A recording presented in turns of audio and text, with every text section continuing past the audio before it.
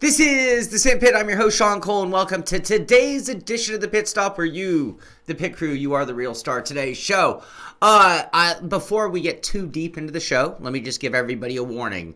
I am in one of those areas of California that I'm getting emails and texts from the power company saying that we could, in fact, be shut off at any moment in time. So let's cross our fingers that it all stays on. I'm also looking at YouTube over there, where I do see a live stream going. However, I don't see a green light, which is a little puzzling. Usually there's a green light from YouTube indicating that all is well. I see the stream, everything looks well, but maybe there's a little case of the Mondays going on for YouTube.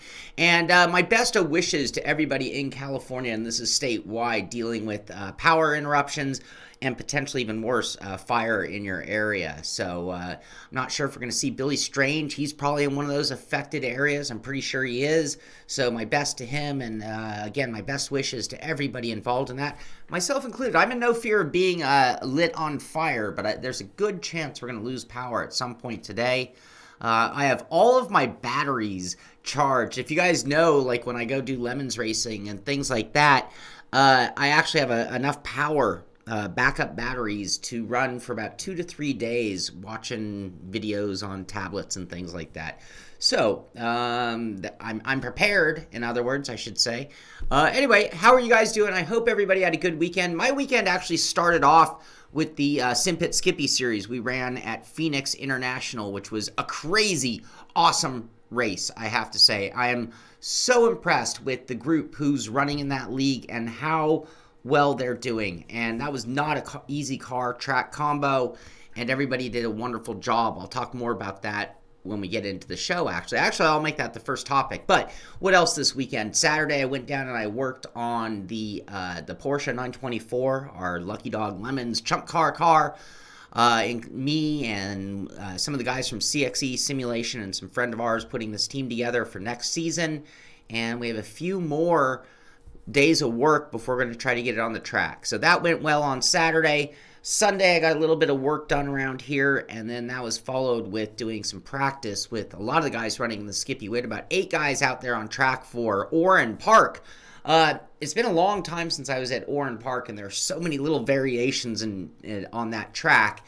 I don't know if I've ever been on the track we ran last night, but had a good practice session preparing for Friday night's race. So that was my weekend. I hope you guys got out there and did some sim racing.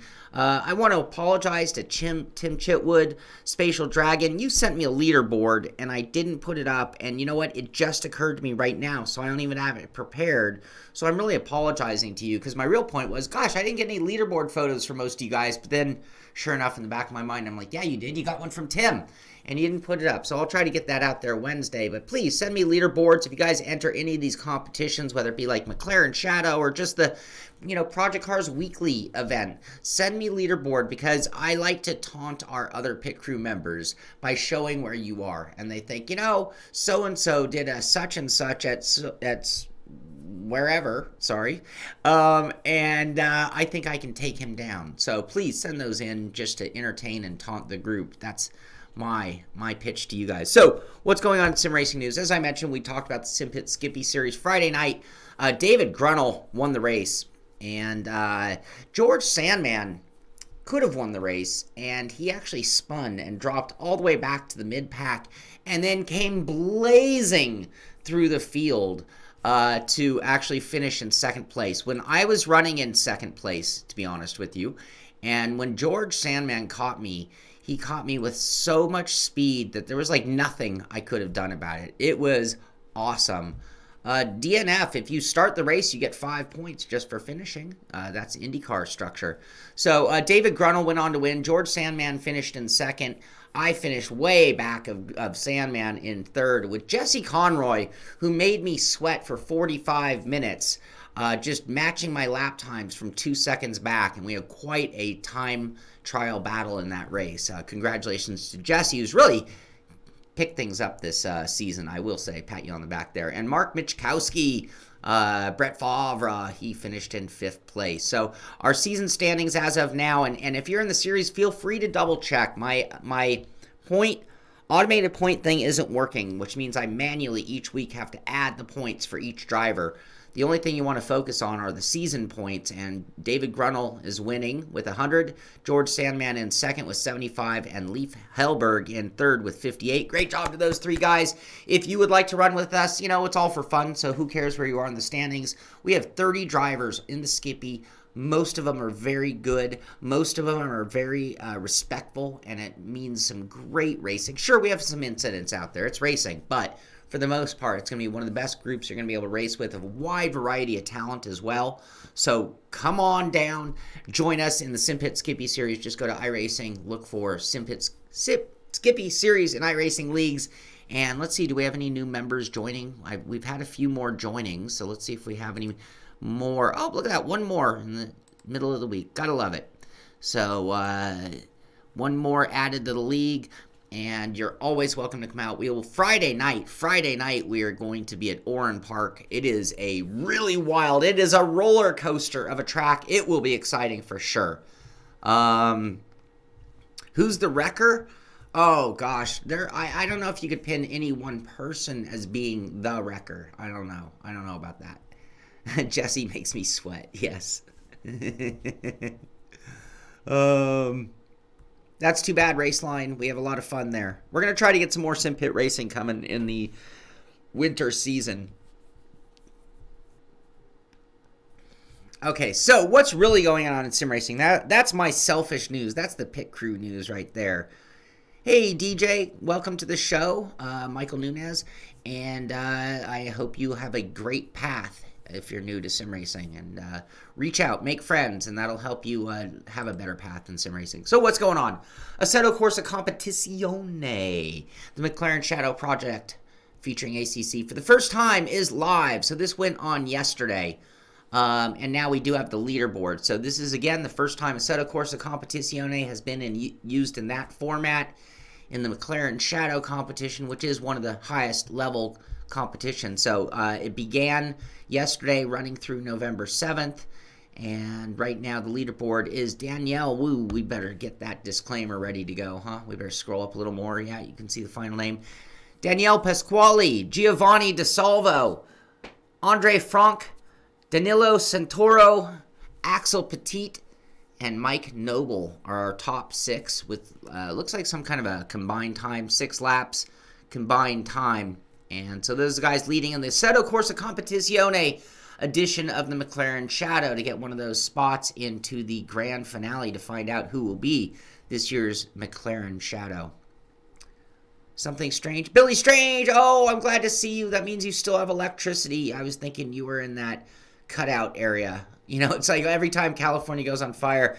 Me and Billy live in opposite sides of the state, but we both live in exactly the same type of terrain in that it's always the area affected by fire and rain and things like that. But welcome to the show, everybody. All right, what else? What else going on? Project Cars, Logitech G Challenge. So remember this, they're giving away 1 pair of VIP tickets for the Logitech G Challenge EU Finals at Motor World in Cologne, Germany, in case you didn't know that, on November 9th. Retweet to enter, and we will choose a winner on October 31st. So you still have a few days, 4 days, 3 days to be able to enter this. All you have to do is retweet it. Go to Project Cars. You'll find this. You could probably find it at Logitech as well. But all you have to do is retweet it. You can win a set of VIP sets for the eSport action. You'll get to meet Lando Norris, goodie bag, dinner, and more. So if you're out there, check it out. Go do it. You can win tickets. It really gives us a strange feeling when he shows up.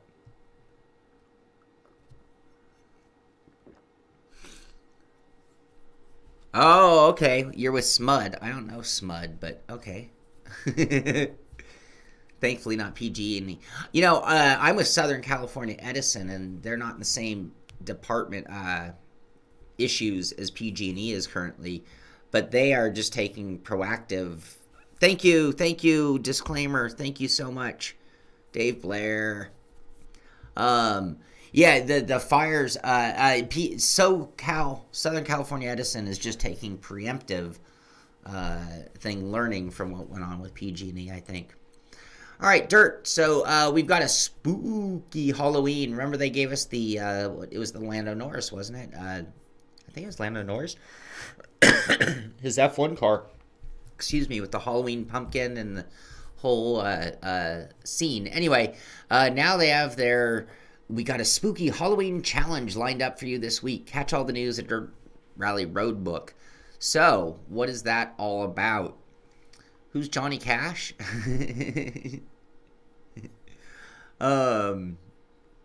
Evacuate the Hellcat. So if you go, they have their Halloween trailer. There's more in this road book, but October 31st is a spooky day as the world celebrates Halloween, and we've got something especially frightening lined up for you all. For one day only, our official clubs will be hosting an event that strikes fear into even the most battle-hardened rally driver. Ooh. How does 12 consecutive stages at night sound? What's more, how does it sound with no service areas to repair your car in? Head to your official clubs below if you dare. Ooh. Anyway, that could be, if you're at home and you want to lock the door and shut off the lights so that people don't try to trick-or-treat at your house, you could do this instead. Yes. You know, I hear there's a movement. They're trying to move Halloween to a fixed Saturday, like the final Saturday of the month. And I was thinking about that, and at first I thought, that's a great idea, because, you know, when Halloween falls on a Wednesday, you know, half the parties are the week before, the other half the parties are the other week. You got kids trick-or-treating on the midweek when they have school the next day. Sure, it made total sense. So I was actually debating this with a friend the other day, Halloween moving to a Saturday. And at first we were like, yeah, that's a great idea. And then all of a sudden it dawned on us, that would be combining like the drunken partiness of New Year's with a day when children are walking the streets in packs. Probably not a good plan. They should forbid Halloween from ever falling on a Friday or Saturday night for that very reason. Anyway, a total distraction. But spooky Halloween night in Dirt Rally. Coming 29th is that Dirt Rally 2.0 version 1.10. And some updates to that. And what else? Just world qualifiers and stuff we've talked plenty about. The 206. Peugeot, the Volkswagen Golf. Why do they call it a kit car, by the way? Anyone know why that one is called a kit car? I mean, is that actually part of the name, or is that a class? Someone please help me with what kit car means when they refer to it as a Volkswagen Golf kit car. Kit car here means some third party actually made the car, maybe from VW parts, maybe not.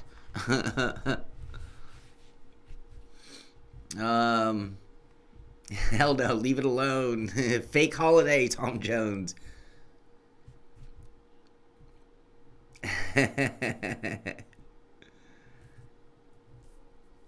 Not the big deal.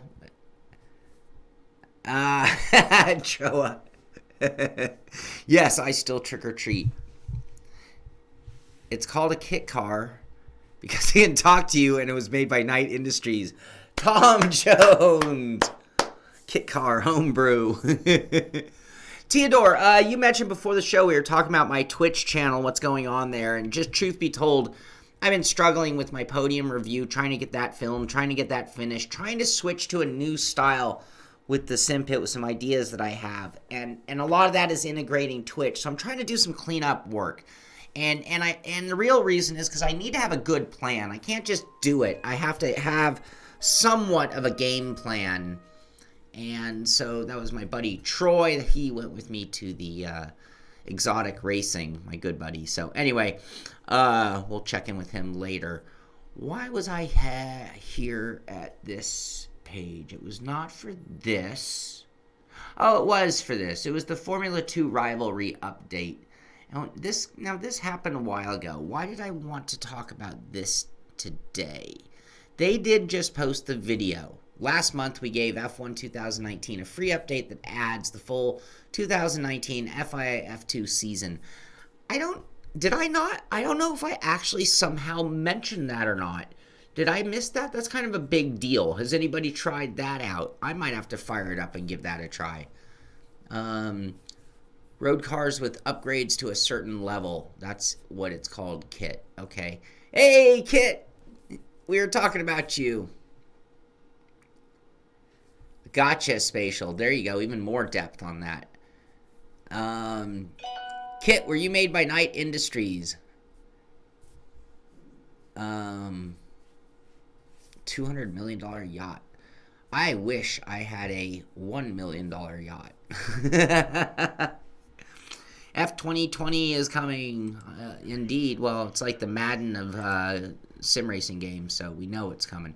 Okay, so in case you missed it, the F2, that was in their Cody's blog about that. So they're making a big deal about that today. I thought it came out a while ago, so I don't know why it's getting attention today. Forgive me for maybe missing something on that. Grid has stuff going on as well. The first patch for Grid is being finalized and will roll out across all platforms very soon, delivering fixes requested by you, the players. Version 1.1 notes are here. So, was there anything else from Grid? They're asking, anyone know what car this is? Isn't that that's the little Subaru Toyota Scion 86, isn't it? What car is that? Tell me if I'm wrong.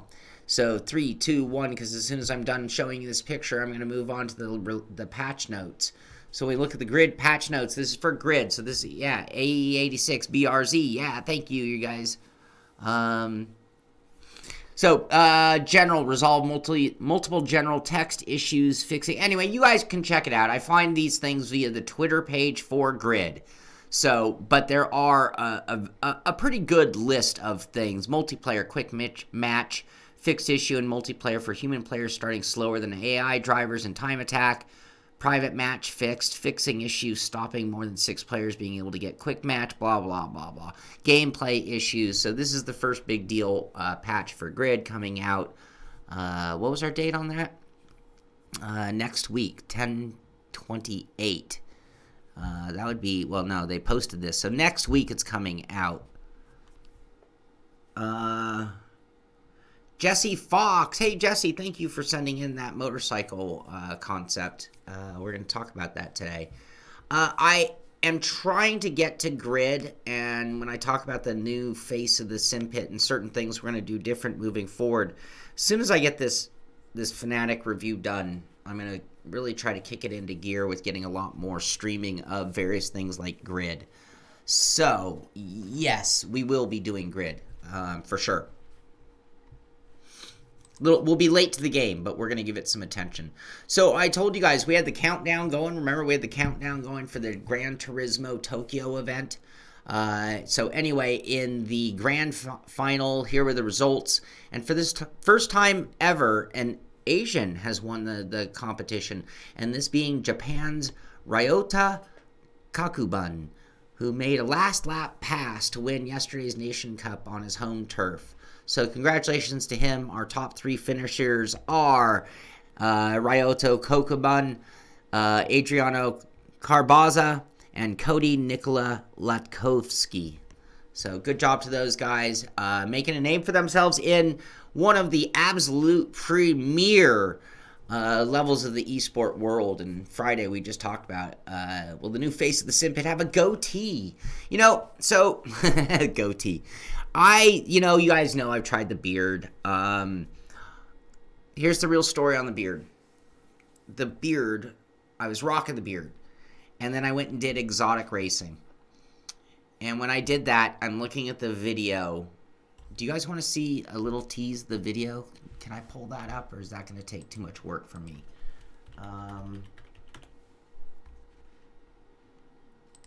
Bear with me. So, I'll answer the goatee question as we come back to the beard.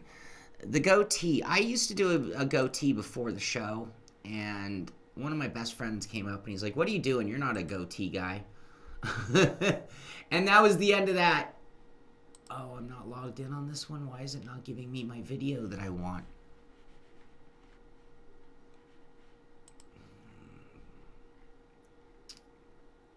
Where is it? Am I not logged in? I'm not logged in. That's why.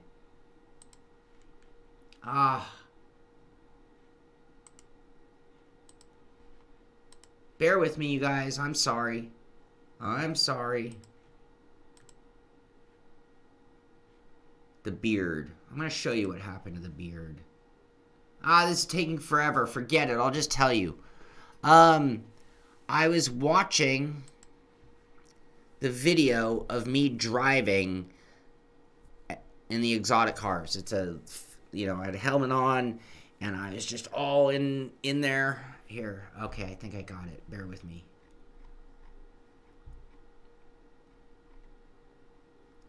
Where is it? And I just looked so old. I looked so old, you guys. I just couldn't do it. Here we go. Here we go.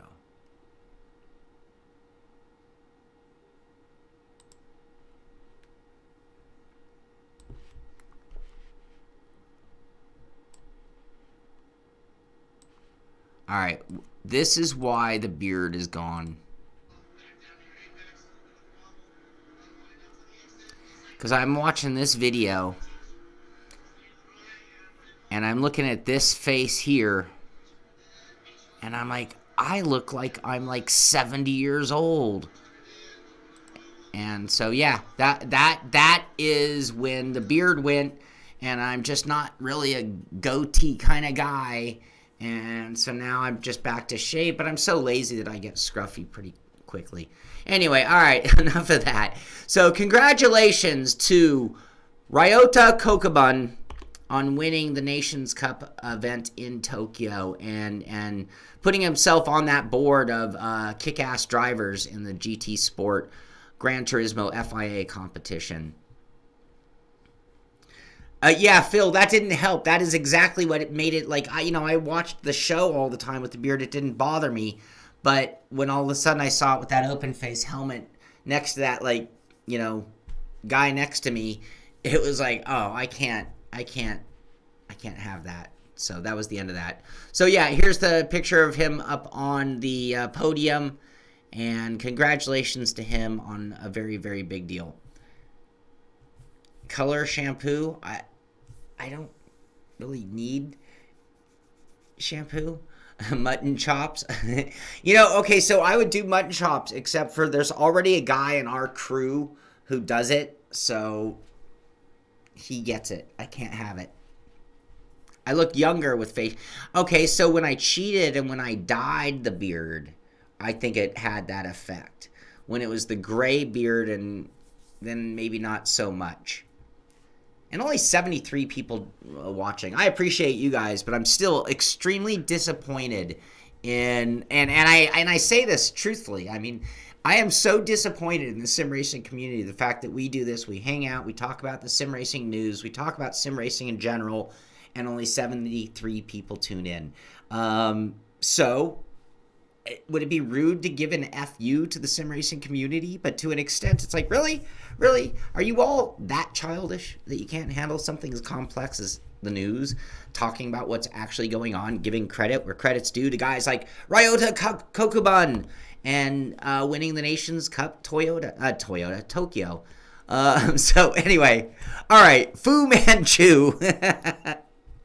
All right, moving on from Shaun's facial hair.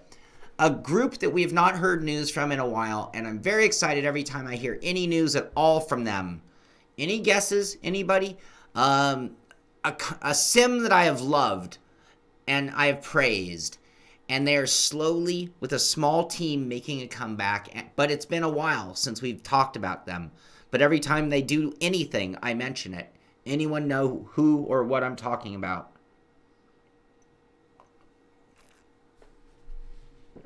Anyone? John Shield!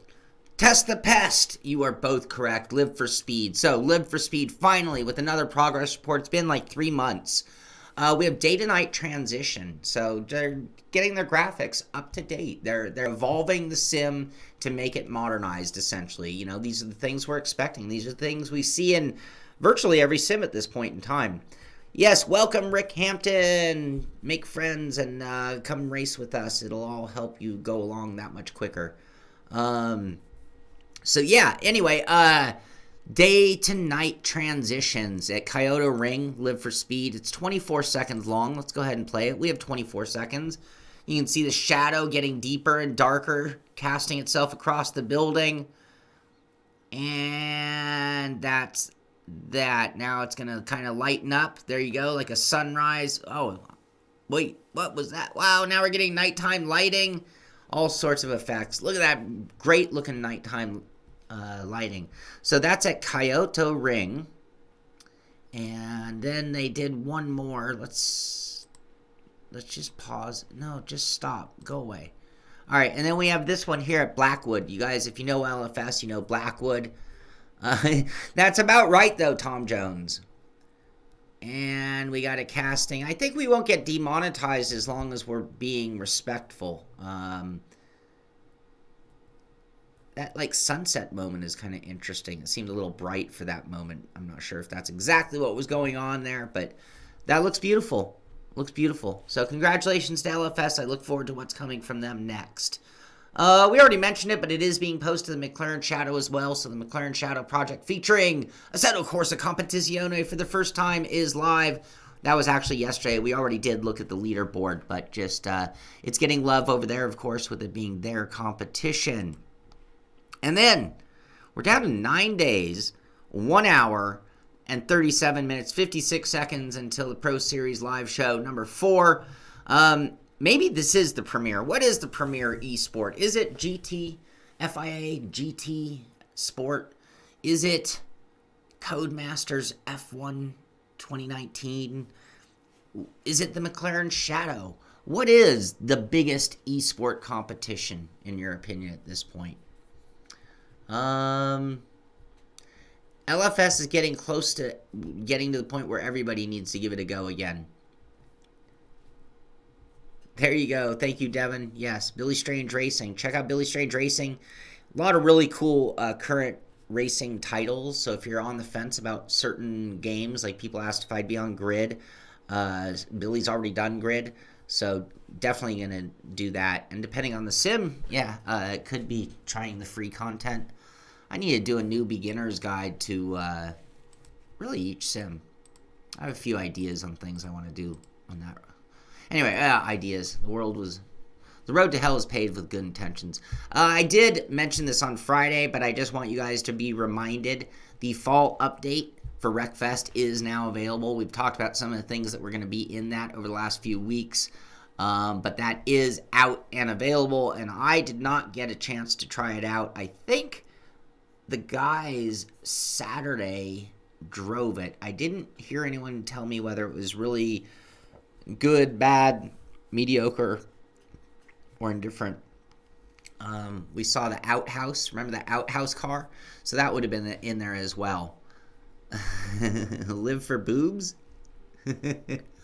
What else? Another event going on. This coming up on November 22nd and 23rd.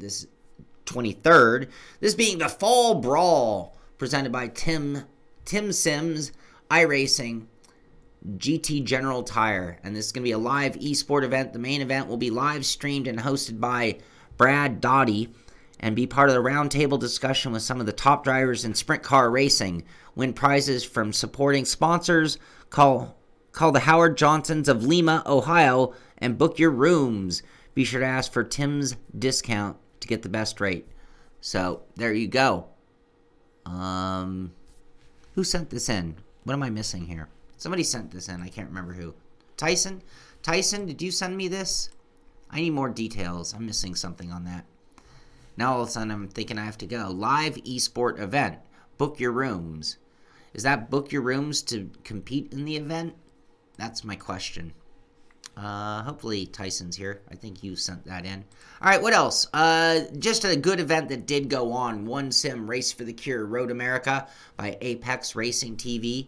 So this was streamed 19 hours ago, and it was a big charity event for the Komen.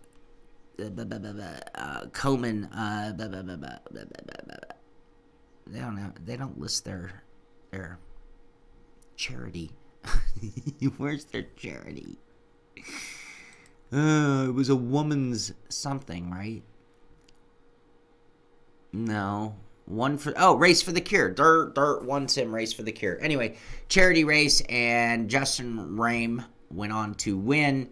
Joshua Bolt finished in second, and Vaughn Glace finished in third. Don't know how much they stream, but we're seeing a lot of charity events going on, and I just want to applaud the sim racing community. We talk about the guys who are new to sim racing who are watching the show here. That's the one thing you need to know.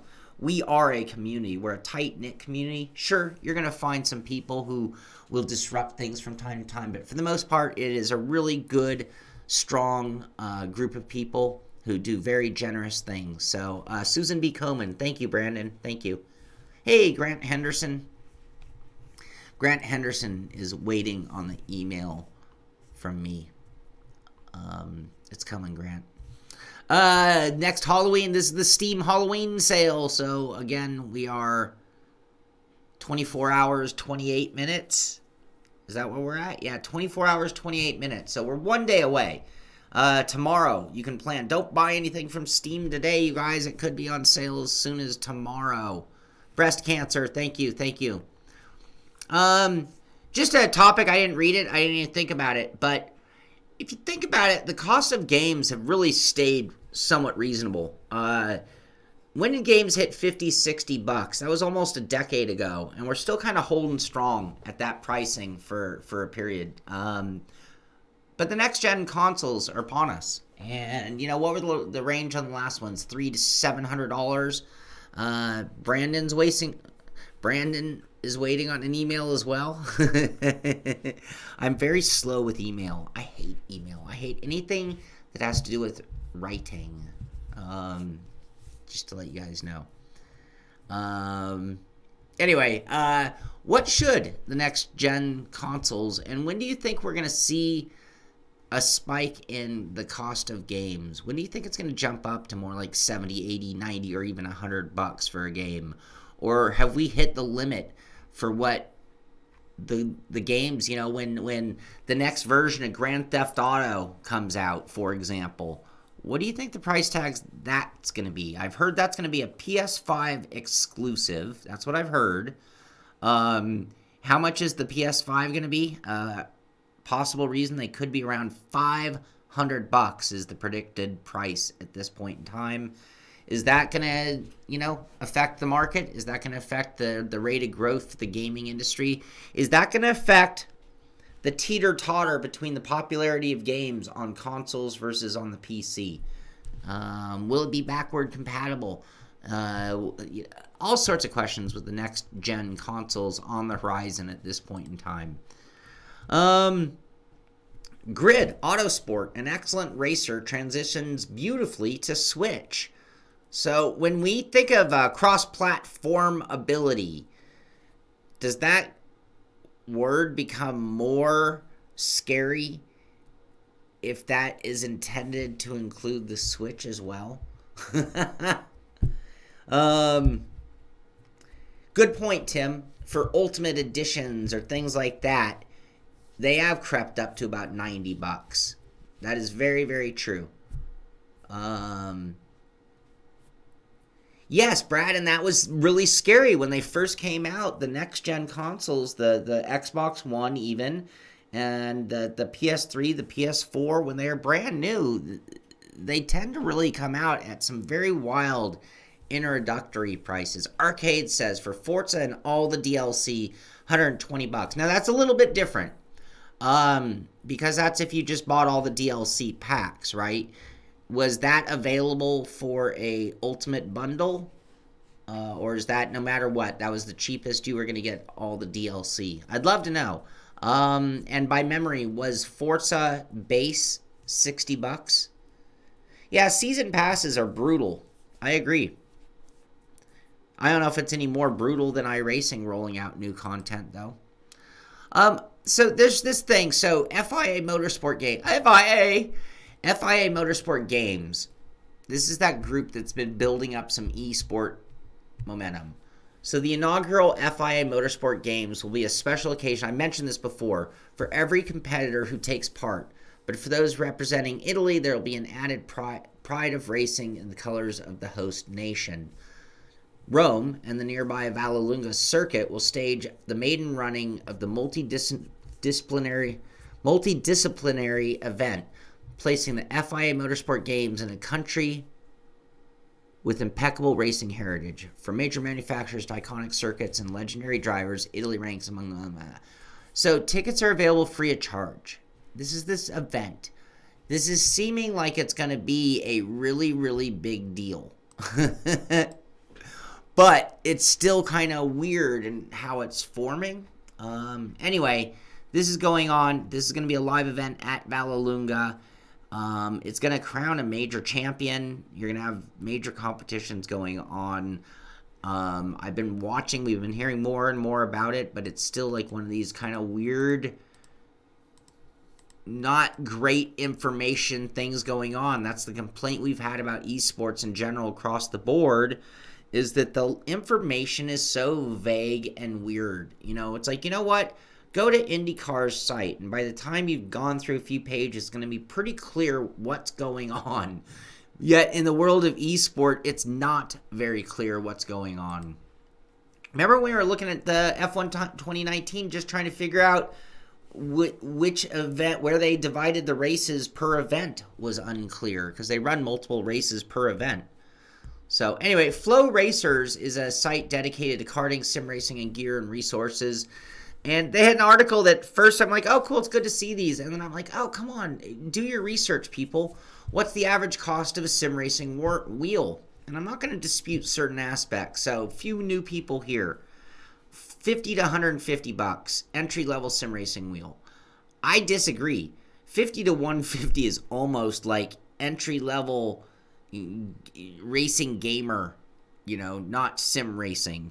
You know, 50 to 150 is the entry point for playing Twisted Metal or something along those lines. And then we do step up to 150 to 300, and they're calling that mid-range sim racing wheels.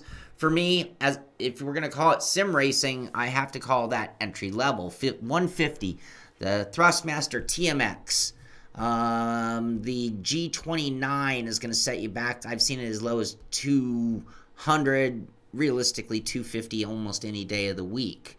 And then premium, oh, they're talking racing seats, $300. But I think the average sim racing wheel, when we use the word average, has actually crept up quite a bit. I think we're seeing enough drivers now running on direct drive wheels that it's actually, yeah, that's when you get a bungee cord, exactly, or just a super simple spring. You got to have force feedback in 2019. Even if you don't use it much, it works the wheel better than a bungee cord or a spring. So anyway, I do like that they tackle that because it's a good starting guide still.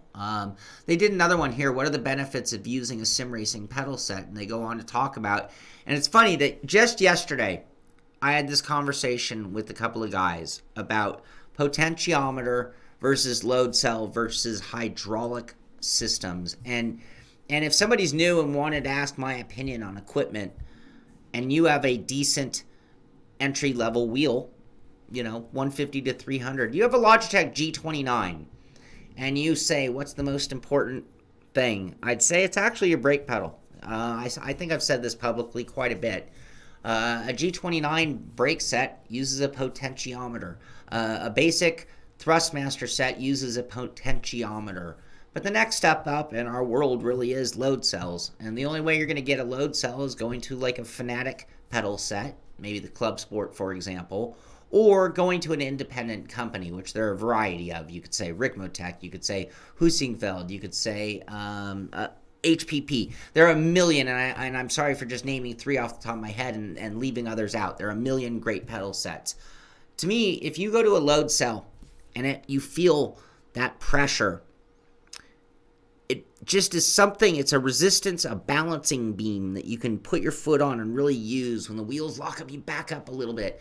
Versus a potentiometer and spring is just kind of flappy, and it feels nothing like, works nothing like a load cell. If you go to a load cell, going back to a potentiometer is almost impossible.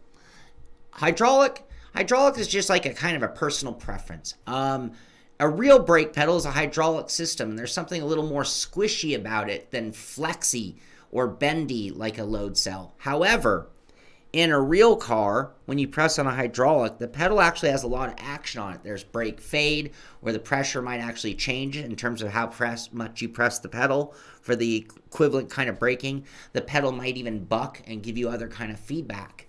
In a hydraulic sim pedal, it's a closed loop system, which means the pedal pressure doesn't ever change. There is no brake feed. It's a very linear ramp of pressure, which is not super realistic, no more realistic than a load cell, but there's something that's a little more squishy in feel, which to me feels more natural. But once you go to a load cell, you can't go to a potentiometer. If you go to a hydraulic, you could always go back to a load cell and you're not going to complain very much. And for anybody new looking for my first recommendation in Simp, get a load cell brake pedal no matter what you do. So brake pedal feel is your biggest complaint in a race car as well. Yeah, it'd be great if the brake pedal could just give you more information because it's such an important part of cars and driving. Anyway, League of Legends, I'm sorry, Polygon, sorry, that's an ad for League of Legends. Polygon has an article here, and I just like the name, Zen and the Art of Motorsport Setups in Video Games. Don't be such a perfectionist that you're afraid, says my guru. So it's in a whole article. Now, I'm not going to go into it, and they go through a few different sims, for example, of using setup. Here they're talking about NASCAR Heat 4, and it's just, anyway, it's their tips and tricks on where you put the boundaries on working on setup. And you can read that at polygon.com. And we're almost done here. Jesse Fox sent this in. We're often talking about motorcycle games. We talk about the MotoGP eSport series. And in doing that, we also kind of never really talk about riding motorcycle games. Part of that being that the controls have never been that right. And so it's been difficult. Anyway, this is Niva Simulation. Do I got it? Niva Simulation. And they actually make a variety of simulators. So, I mean, look, they have some wheels, cockpits, pro sims, flying sims, home edition sims, and of course the superbike selection. So a static bike, they're going to set you back 5,900 euro. I don't know what that is in my money, but I'm assuming it's rather expensive. With this, you got a throttle, gearbox, rear brake, frontal brake, and a handlebar. VR and other things are optional. Stage 2 jumps up to 8,900 euro. Throttle, gearbox, front brake, handlebar, up to, so this one gets 45 degrees left and right.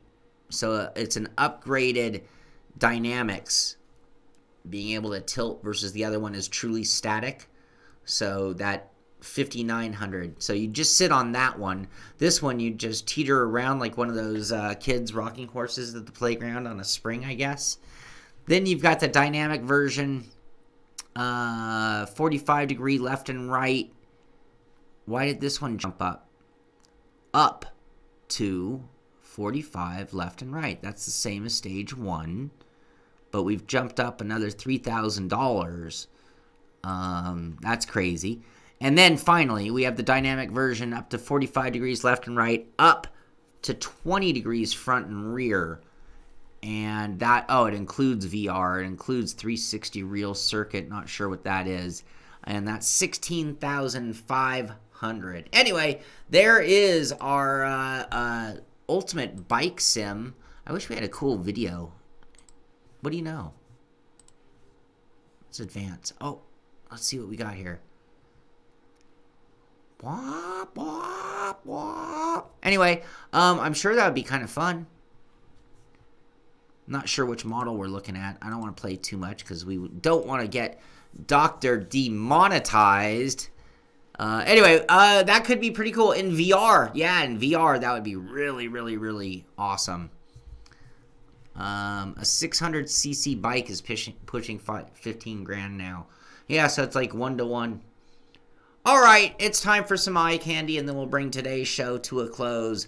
This one comes from Don Johnson, NZ.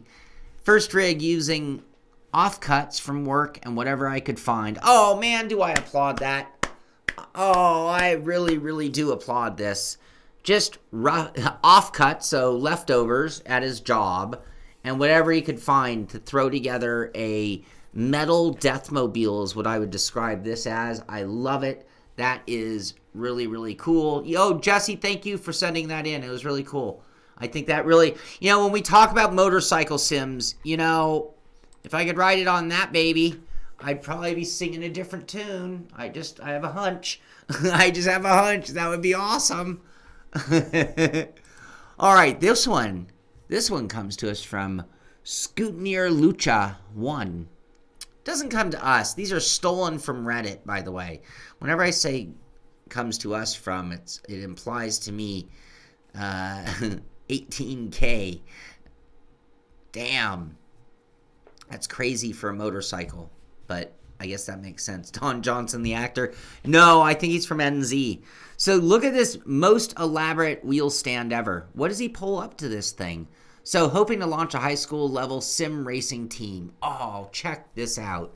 This rig started out as a test stand to play with a Fanatec DD1 and Club Sport wheel and understand how it all works. Like Legos, it keeps growing.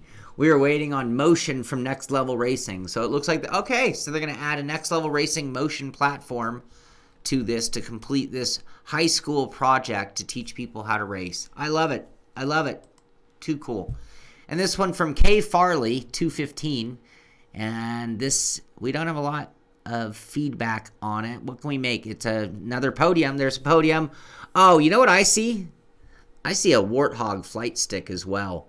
So this guy's got it set up in dual configuration. He's got his swinging keyboard. He's got his not so well aligned triple monitors with the above monitor on top of that. And that's a pretty impressive rig. He's got a Fanatec shifter, Fanatec handbrake. 4 butt kicker amps. I see 4 butt kicker amps. Boom, boom, boom, boom, boom. That is badass. That is a hell of a rig right there.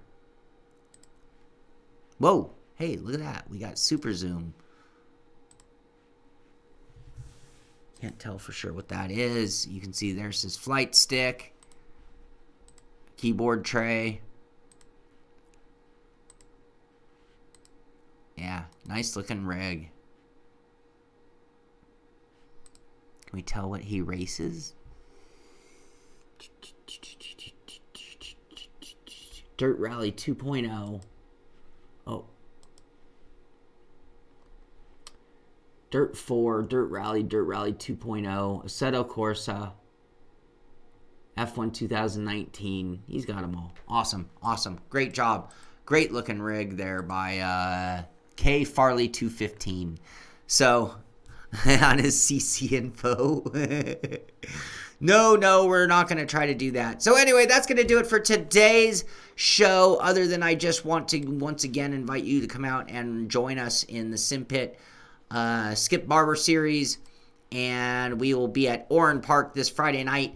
I'll be on Twitch at 5 o'clock. We'll be on YouTube. I'm going to make that earlier, include qualifying, I think. So we'll go live at about 6 o'clock on YouTube for Friday night's race. Please join us in that series. Go out, just go to the league section in iRacing and search for Simpit Skippy Series, and you can come out and join us for Oran Park. We still have a few races to go in a short, fun season, so everybody is welcome. That is going to do it for today's show. I rarely ask for it, but be sure to thumbs up if you like what we're talking about. Be sure to share this on Facebook or Twitter, anywhere you do go, and be sure to tell a friend so we can continue to grow and hopefully keep bringing you sim racing news and even other things from the Simpit. That's going to do it for today. Get out there, do some sim racing. Have a good Monday. This is the Simpit. I'm Shaun Cole, and I'll see you on the track.